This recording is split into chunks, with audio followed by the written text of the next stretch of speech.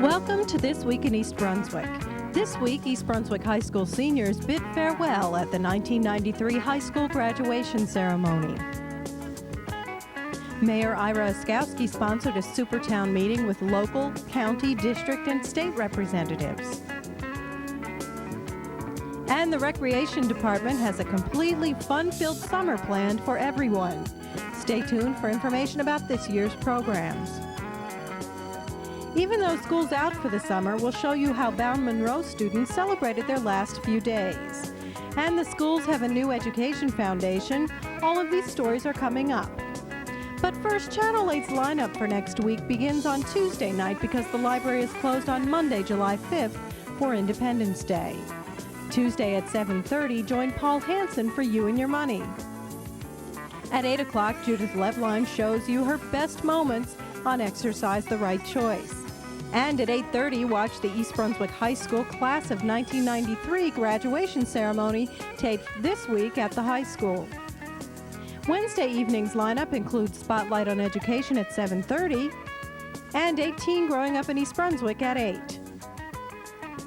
On Thursday, tune in to This Week in East Brunswick at 7 and 8 o'clock and Let's Talk Health at 7:30. And we'll rerun the high school graduation ceremony Thursday night at 8:30.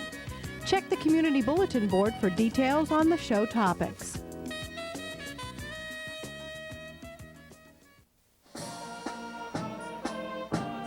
Graduation ceremonies for the 550 members of the East Brunswick High School Class of 1993 were held this past Tuesday. Under threatening skies, the ceremony was held this year at the high school's J. Doyle Field due to scheduling difficulties at the Lewis Brown Athletics Center on Rutgers campus, where graduation has been held for the past 2 years. Class President Harris Aaron gave the farewell address. East Brunswick has been our home for several years now, but many of us will soon be leaving. Some of us will be attending college, and others of us will be starting jobs. Although we will no longer physically be together, it is important that we all remember these years at East Brunswick High School so that in our minds and in our hearts, we can still be united. With this thought in mind, on behalf of the entire graduating class of 1993, I would like to thank all of the teachers and supervisors who have taught us, who have touched us, and who have helped shape us into the people we are today. To the class of 1993, may we carry on in our lives with honor, integrity, dedication, and warmth. Best of luck in the future. I know we'll all do fine.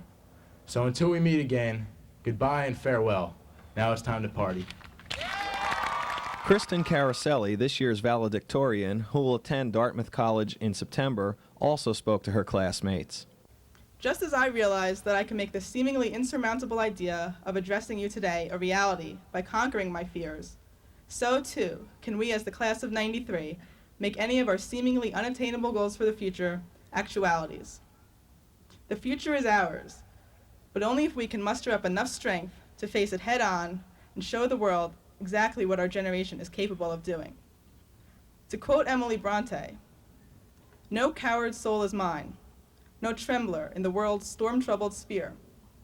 And so, too, must be our souls if we, the class of 1993, are to truly make a mark in this world." Thank you. A highlight of the ceremony is the faculty address given by a teacher selected by the students. This year, English teacher Steve Michaud gave that speech. I have 3 themes to share with you this evening: family, friends, and service. This is, as Thornton Wilder observed in his enduring legacy, our town, our place, community, lives well lived, gallant and hopeful, our town. And we of our town say to each and every one of you, congratulations and best wishes. Another highlight was the return of Principal Charles King, who's been out for 2 months due to illness. The graduation ceremony can be seen in its entirety here on Channel 8, Tuesday, July 6th at 8:30 p.m., Thursday, July 8th at 8:30 p.m., Monday, July 12th at 11:30 a.m., Wednesday, July 14th at 3:30 p.m., and Tuesday, July 27th at 8 p.m. A copy can also be borrowed from the Public Library's Media Services desk.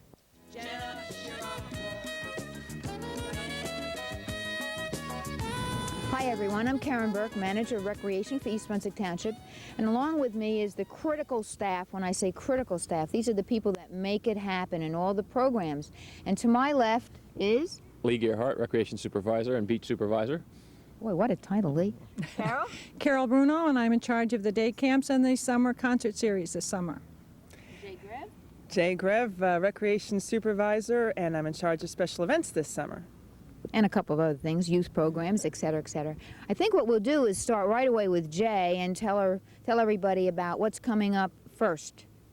First this summer is our annual 4th of July bash. Blast, whatever you want to call it. It's going to be special this year. Not only are we having our normal concert at 7 o'clock with First Class Act, a wonderful group that does 50s music through the 80s, rock and roll, get everybody out for that one. We're also going to have fireworks at 9:20, once again set to music. And a special thing this year, we're going to have rides for children, children's activities, and that's going to be at 3 o'clock, and we're also going to have food vendors from 3 o'clock on. So come on out, make a whole day of it. It'll be a great time. One little additional thing there, along with the rides being there at 3, they'll also ride right up until 11 o'clock, except for the time we do the fireworks, when everything will go black and dead. And then we'll run the rides until 11, so if you don't want to get stuck in that traffic, just plan to hang out, go to the vendors, and have some enjoyment while we clean up afterwards. Okay, hold on. Lee, how about the beach? Well, the beach will finally open up next week on June 29th, and we'll be raring to go. The weather's been absolutely gorgeous. We're hoping for beautiful weather next week as well. And we hope you all come down for the 4th of July as well as for weekday usage. We're open at 11 a.m. on the 4th of July and on weekends, and 11:30 a.m. through 8 p.m. all days through the week. And we have a special group down there called the Sandpipers. Why don't you give us a little information on that? Yeah, they're our special little Sandpiper swim team, and they range from 8 and under up to the age of 17, and if you can swim 25 yards or more, just come on down and give it a crack. Our meets are Wednesday evenings and Saturday mornings, and it's a lot of fun for the whole family. I'm pretty sure we have a meet every Wednesday night in the month of July down at Community Beach, I think, this year. That is correct. To my understanding, the whole schedule this year will be Wednesday evenings at the beach. Okay, so did you hear that, folks? You can come down there and see the swim team and also see Wonderful Wednesdays. And I'm going to jump right past Carol again. Don't feel neglected, Carol. Right to Jay, because she's in charge of Wonderful Wednesdays. Oh, Wonderful Wednesdays need no introduction. They become very popular in this town. In fact, if you don't get to the beach early for Wonderful Wednesdays in July, you're not going to get a seat. This year's lineup, excuse me as I read because it's incredible. July 7th, we start off with Imagine If with Jamie and the Imaginites. There's no description for this show. Except you're going to have a wonderful time. He tells you the cure for TV-itis. Next, July 14th, we have Richard Stillman Variety Show. You're going to have lots of music and storytelling and dancing. Just great to learn all about different types of music all over the world. Jay, this is the second time we've had Rich Stillman, isn't it? Right, I believe we had 2 years ago, I think. Wasn't it, Carol? 3 years ago. Well, time flies when you're having fun, folks, so what can I tell you? Okay, go ahead.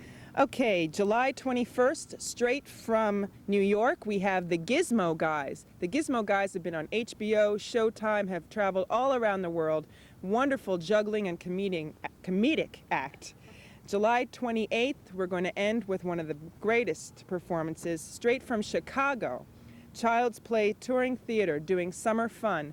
Child's Play is a world-known act where they come up with stories that children have sent in and they make them into plays. Wonderful thing for children to come out to. Now, in addition to this, we have something from the Olive Garden. Karen, do you want to tell them a little bit more about that? Oh, I think you can do it. Okay. I'd be happy to. The Olive Garden is sponsoring 2 of our Wonderful Wednesdays this year. That's July 14th and July 28th. Well, there'll be special activities before the Wonderful Wednesday performance. So come on out early on those 2 dates and you'll have some great extra things for the children to do those nights. Little sneak preview on that. Pasta art will be one of them, and if you were at the Memorial Day picnic, many of you probably enjoyed the pasta art, but also they're going to do a unique scavenger hunt down at the beach beforehand. So plan on the 14th and the 28th to get down to the beach early. All right, Carol. My mom always said she saved the best to last. So let's roll. Okay, just would like all of you parents and families to know we have a wonderful summer plan for you, starting with our youngest children in our junior day camps. We have them in 4 of our grammar school sites, and there are still openings in 3 of those sites if you'd like to give a call. That's a readiness for school. School's not over now, yet we're talking about starting again. However, it's helping the kids learn how to socialize, work with each other, etc., getting ready for the regular kindergarten program in the fall. And have fun. And have fun at the same Recreation time. is, learn education through recreation. I think that's our concept. Carol, what are the 4 sites that we have and the 3 that still have openings? Okay, the 4 sites that we have are Lawrence Brook has an opening, Chittick has openings, the Warnsdorfer and Irwin. Irwin. She does a lot, folks. Yeah. She has a lot. She may have a memory lapse. I give her all the credit in the world. This is time to roll, and we're all like overextended. So Chittick that's why we're so giddy. But Warnsdorfer is full at this time. Okay. They are the 6 weeks is divided into 2 3-week sessions, so that you can take a half of the piece of pie if you would like. Ratio there with a licensed New Jersey teacher is 1 to 5, with our counselors being 16 years or older. In all of our day camp sites, including the beach day camp, we have come up with something in the last 2 years that we feel is very important, that safety is our very first product that we would like to give out to the kids. In conjunction with that, we now have at every site a minimum of 2 certified first aiders, so they can be the first line of defense, God forbid there's any accident. We also are going to give out this year water bottles for each one of the children, keeping in tune with our theme of keep kids clean and safe. They will be able to have the extra or the additional fluid that they need on the hot days, and they'll have a nice memory come the time when camp is over. Our other campsites are located in 6 of the grammar schools for the 1st through 5th grade, 6 weeks, 9 to 12. And we have openings in every one of those except Warnsdorfer. And then in the afternoon, we have beach day camp from 1 to 4, located at the community beach, with an emphasis and focus not only on fun, but water readiness. So that's what we have for Pretty busy kids. lady, huh? Very. We have You forgot one thing, though. campsites this year. How about summer scene? Oh, the our big most one. important one, right, which is for our young people in grade 6th, 7th, and 8th, an expanded day from 8:30 to 12:30, 5 days a week, starting on July the 6th, running through August the 13th. There's a weekly bowling league, and 1 day each week they take a trip off the site to see something exciting, like Sports USA or Dorney Park, but something that can break up the summer and make them nice and happy for when you come home from work, Mom and Dad. And so what we can do is, in this book, Lee, maybe you can hold up that book for a minute. If you still have any questions, you can call us at 390-6797, or you can look in our Recreation Parks magazine for the pertinent information about fees and schedules. And I did not forget, and I know you thought I did, we have the concert series coming up, and guess who's in charge of that too? Carol.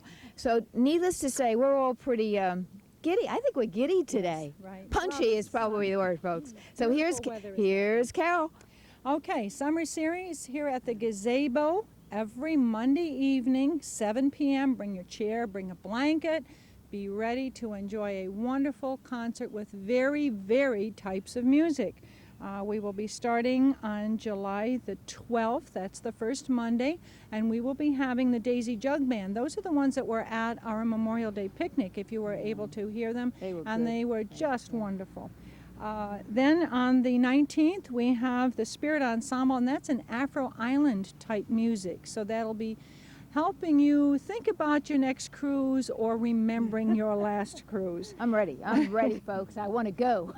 Back by popular demand, we have the Bebops. They are the 50s male a cappella group, and they're coming with their antique cars, and we're going to have a wonderful time with them. They really are a lot of fun. So plan for that on July the 26th. And then to wind up the season, we have Blue Smoke.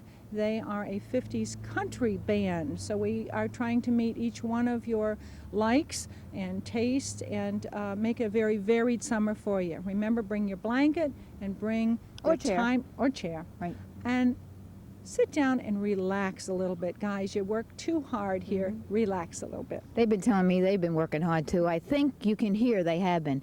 And finally, I think this is the last one. Am I right? Jay, you're on with teen programs and teen trips for the summer. Right. In case you're thinking that everything so far has been for children and for adults, and what about teens, that most important category? We haven't forgotten you.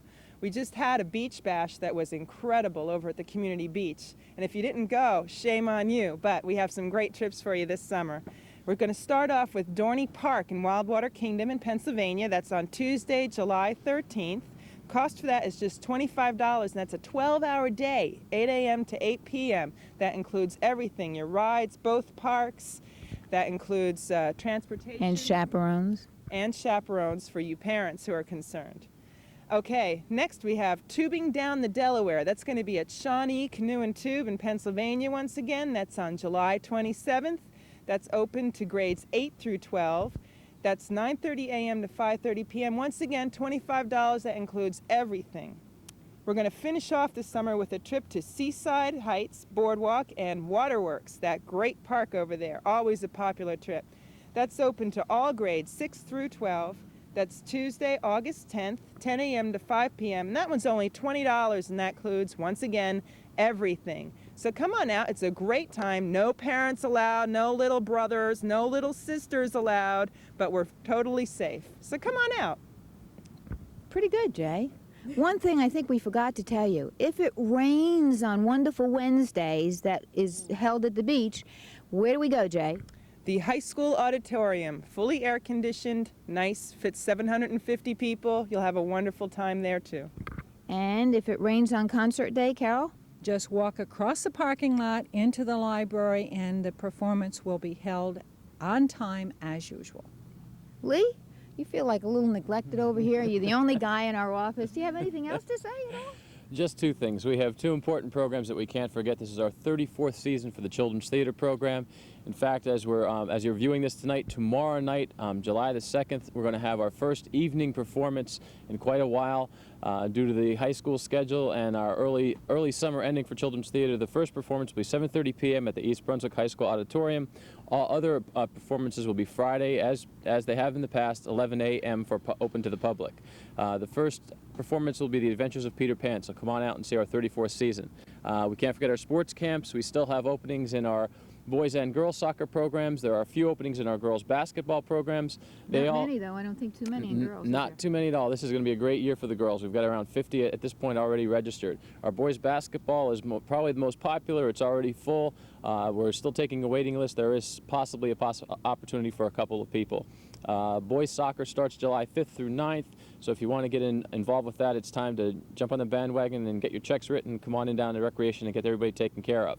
If you need any other information, feel free to call our office regarding the sports camps. Is that it, folks? That's it. That's all, folks. And guess what? If you need more information, 390-6797. Remember, July is Recreation Parks Month. And I think from everything you've just heard from all of us, you know that we've been busy throughout the year to bring you the very best programming that anyone can receive. Our hat's off to, my hat is off to my staff. And I really do appreciate them. And not only the people that are standing here with me, but the people back at the ranch that are doing all the clerical work and answering the phones and taking your registrations. Come on down and see us, say hello, participate, get active, get away from that TV set. See you soon, folks. Over the weekend, Mayor Ira Oskowski held his annual Supertown meeting at the Senior Center. About 100 residents turned out to voice their concerns on a number of issues. Among those issues were questions about the rising cost of health care, state and local property taxes, and the Main Street Bridge on Route 18. Several residents who live on Weston Place near the Edgeboro landfill expressed concern over methane levels in the basement of their homes and their declining property values. Fielding those concerns were Mayor Ira Oskowski, Township Council President Dave Zarnowski, County freeholders Roger Daly and Jim Phillips, State Senator Jack Sinagra, State Assembly members Harriet Durman and Jeff Warsh, Congressman Dick Zimmer, and representing Governor Florio's office, Anthony Cimino. There's other officers, so I disagree with you, because when you get a man empowered in these offices, they become the king. That's what happened. We don't need that. The founding fathers didn't want that. The original founding fathers, when they came here, they only came for a short time to help them to go back to their farms or whatever they had. But these people, it's a career, it's something else, and they go up there and their ego and everything else. I don't see that. If you're a true man for the people, you'll accept that, because that's the part of being an elected official. You have your own job. I got my job. You mentioned congressional perks. I'm sponsoring legislation that requires that we pay for all of the benefits that we get as congressmen, and I was a leader in the fight to shut down the House Bank, which average Americans didn't benefit from. And finally, I'm a co-sponsor of federal term limits. I'm proud to tell you that we said that we would support INR and term limits, and Assemblyman Warsh and I both voted for those bills when they were on the floor of the Assembly, most recently the term limits. Sorry, Congressman Zimmer. It applies only to congressional representatives at this time, but I know that I would support the same bill with regard to legislators. On term limits, the vote will be on the Senate floor tomorrow. I expect it to pass. I don't expect one Democrat in the Senate to vote for it, but I would assume that term limits will pass the Senate and be on the governor's desk within a short period of time. The legislation that is pending on Monday in the Senate that Senator Sinagra spoke about, Governor Florio, from his own public perception, views favorably. The dilemma that the Senate will need to deal with on Monday is the advisory opinion from their own Office of Legislative Services that, in point of fact, the legislation is unconstitutional and may not meet a constitutional test. I am confused and upset about statements that Rich Hill, your Commissioner of Health, has made in the papers, at SWAT meetings, and most recently at the Edgeboro Oversight Committee on June 22nd about the presence of methane in my basement. In my opinion, Rich Hills has been lying to you, to me, and to the press. I met with Mr. Hills on Tuesday, and he was also still stating that there was no methane found in the basements of all of those houses. We have a meeting on Tuesday, as you know, between the residents of Weston's Place and the township. And I think one of the issues that we have to bring up is the methane. Besides, obviously, the whole Edgeboro purchase of those homes, we also have to talk about the methane issue.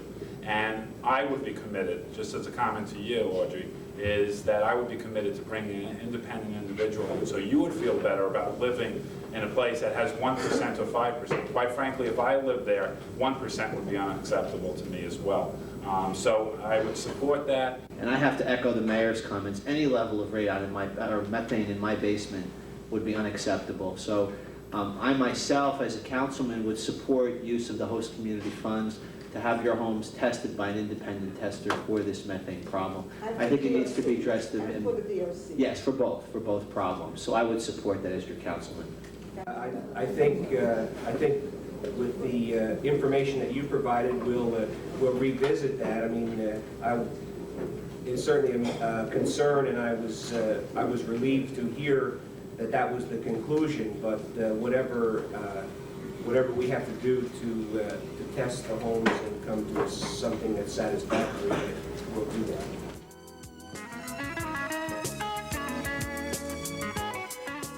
Hi, I'm Amy Fisher, and today I'm with the officers of the New Education Foundation in East Brunswick and our superintendent, Dr. Kopko.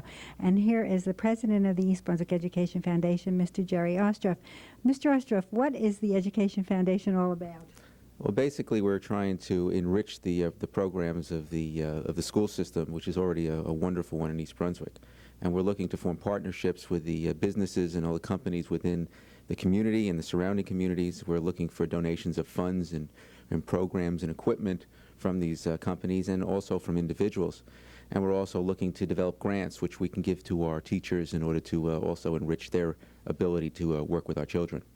That sounds great. And Mr. Benjamin, how is the committee of the foundations organized? Well, we're organized under a regular set of bylaws. We have a slate of officers consisting of a chairman, a president, a secretary, a treasurer.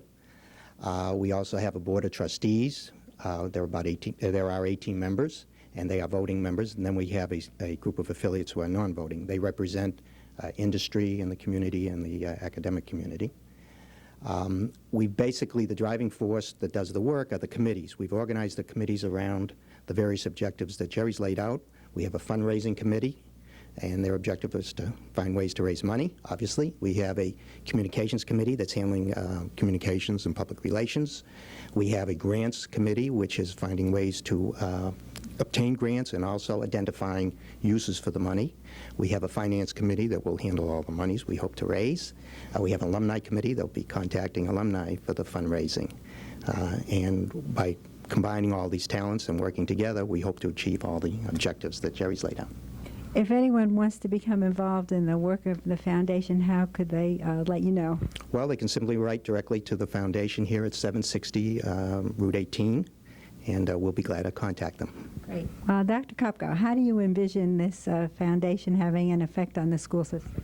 Amy, I think it's absolutely a wonderful opportunity for us here in East Brunswick, as a school system to enhance the programs and the services that we have, and also to improve them even further, because there are just so many things that we can do through our regular budget, which is supported by our local taxpayers and residents here. The foundation just has the potential of bringing us to a new level and doing some wonderful things that I think are going to definitely impact very positively on the students of this community. And just the makeup of the foundation, the wonderful individuals that are involved, the businesses, the industries, it gives us a real contact and a partnership, with those individuals. Well, we're going to ask you to come back to be on one of our Spotlight on Education shows in October. So by then, the foundation will really be underway, and we'll hear all about your progress. Is that fine with you? Look forward to it. Great. Terrific. Hi, I'm Amy Fisher, and today I'm at Bowne Munro School with Jim Stricchiola, third grade teacher. And you have a very exciting event today going on, Jim. Could you tell us about it? Sure. This event's entitled our Eco Day Fair, and it's in conjunction with a Melville grant that the school was awarded. We decided to put our efforts into something that the kids could benefit from. So what Eco Day is each grade level took a different ecosystem and learned a little bit about it, and they constructed activities and concessions, and their main objective is to teach the children or parents who visit their concession about their different ecosystem, and they could have some fun as well. Now, you've been the coordinator of this big project. How long have you been working on it? Probably for about 3 months or so. And with the help of all the teachers and their cooperation, everything's come together nicely on this beautiful day. We're both wearing these special shirts for the event. Could you tell us about the shirts? Sure. We thought to make the day a little special and unique and give the kids something to take home with them, that we put some of the funds that we received from Melville into purchasing T-shirts, and in conjunction with the art teacher, the children designed their own T-shirts that went along with their specific ecological system. For example, the third grade had the desert, so ours are dealing with animals from the desert. That's great. Well, now we'll take a look at some of the exhibits, and thank you very much. Thank you.